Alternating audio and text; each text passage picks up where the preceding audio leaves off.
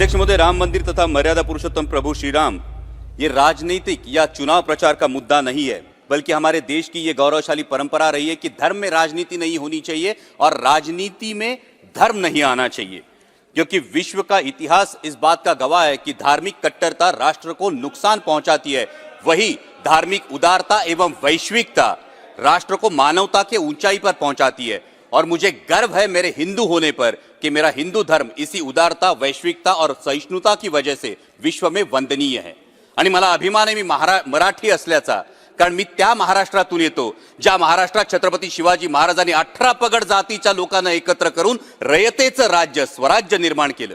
मी त्या महाराष्ट्रातून येतो ज्या महाराष्ट्रामध्ये चंद्रभागेच्या तीरी 18 पगड जातीच्या वारकरी बांधवांचा, वैष्णवांचा मेळा जमतो आणि तो एकाच पांडुरंगाच्या चरणी लीन होतो। मी त्या महाराष्ट्रातून येतो ज्या महाराष्ट्रातून महात्मा फुले, राजर्षी शाहू महाराज, डॉक्टर बाबासाहेब आंबेडकर यांनी रूढींच्या आणि परंपरांच्या आणि कर्मकांडाच्या चौकटीत झुगारून मानवतेला अधिष्ठान मिळवून दिलं। अध्यक्ष महोदय, राम मंदिर देश की आस्था का विषय है, भक्ति मार्ग का विषय है, और भक्ति मार्ग में माध्यम, साधन और साध्य, इन 3 चीजों का बहुत महत्व होता है। जैसे हम पूजा पाठ करते हैं या जाप करते हैं या आरती करते हैं, ये माध्यम हुआ। सामने मूर्ति रखते या फोटो फ्रेम रखते हैं, ये साधन हुआ। और साध्य होता है परमात्मा से आत्मा का संवाद। और इसीलिए राम मंदिर साध्य नहीं है, राम मंदिर साधन है। साध्य होना चाहिए मर्यादा पुरुषोत्तम प्रभु रामचंद्र जी के आदर्शों का अपने जीवन में अनुसरण करना, आचरण करना। प्रभु श्री राम जी एक वचनी, एक बानी, एक पत्नी कहलाते हैं। एक वचनी प्रभु श्री राम जी के जब हम भक्त कहलाते हैं, एक वचनी प्रभु श्री राम जी के जब हम भक्त कहलाते हैं, तो देश के युवाओं को 2 करोड़ रोजगार मिलने का वादे का क्या हुआ? किसानों की आय दुगनी करने की गारंटी का क्या हुआ? 2022 तक हर किसी को पक्के घर मिलने का इरादे का क्या हुआ? इन वचनों पर अंतर्मुख होकर विचार करना होगा। प्रभु श्री राम जी का एक दूसरा बहुत महत्वपूर्ण गुण है, वो है हर नागरिक को समान न्याय की दृष्टि से देखना। समान न्याय की दृष्टि से देखना। लेकिन समस्त देशवासी देख रहे हैं, जब आईस मतलब इनकम टैक्स, सीबीआई, ईडी की जब कार्रवाई होती है तो सिर्फ सत्ता पक्ष के नहीं, विपक्ष के नेताओं पर, 2 मिनट, विपक्ष के नेताओं पर होती है। और जैसे ही कोई सत्ता पक्ष का दामन थाम लेता है तो भ्रष्टाचार के आरोप पर ईडी की कार्रवाई, सब नामो निशान मिट जाता है। तो क्या यह समान न्याय दृष्टि है? अध्यक्ष महोदय, मैं जो प्रस्ताव, अध्यक्ष महोदय, मैं राम मंदिर पे आ रहा हूं। अध्यक्ष महोदय, मैं राम मंदिर पे आ रहा हूं। मैं नारायणगांव से आता हूं, जो तमाशा पंडरी कहलाती है। और तमाशा लोकनाट्य ये महाराष्ट्र की बहुत बड़ी परंपरा रही है। प्रस्ताव से सहमत हैं या असहमत हैं, इस पर बोलिए आप।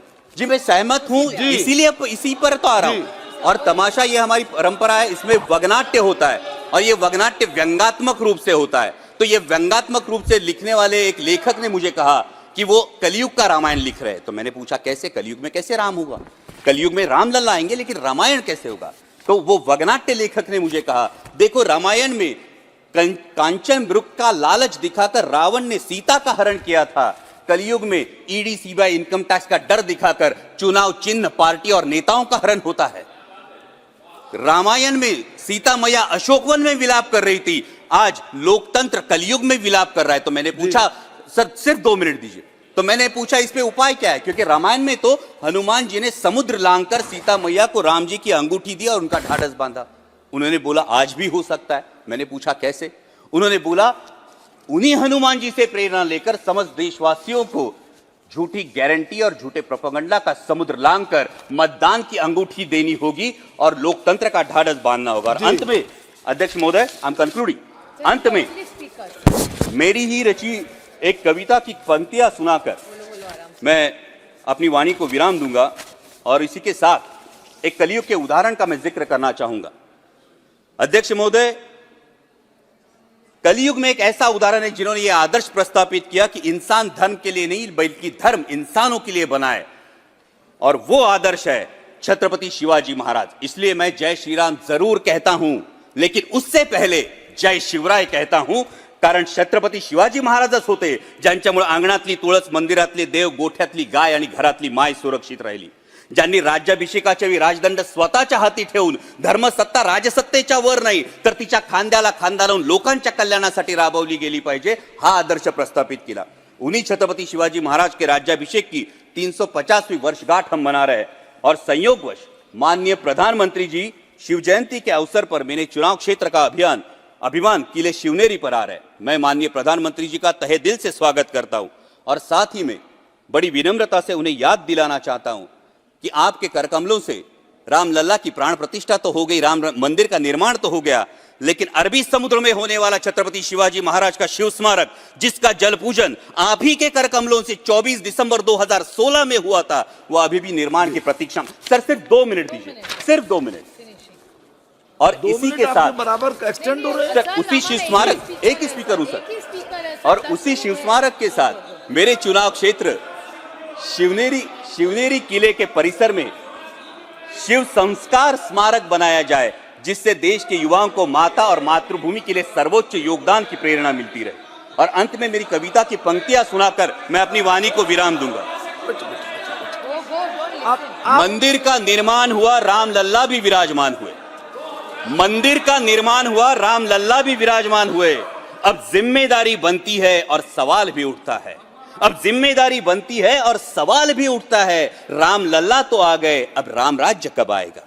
मंदिर में घंटा बजाने से, पूजा अर्चना करने से दिल को सुकून तो मिलेगा, परंतु मेरे देश में राम राज्य कब आएगा?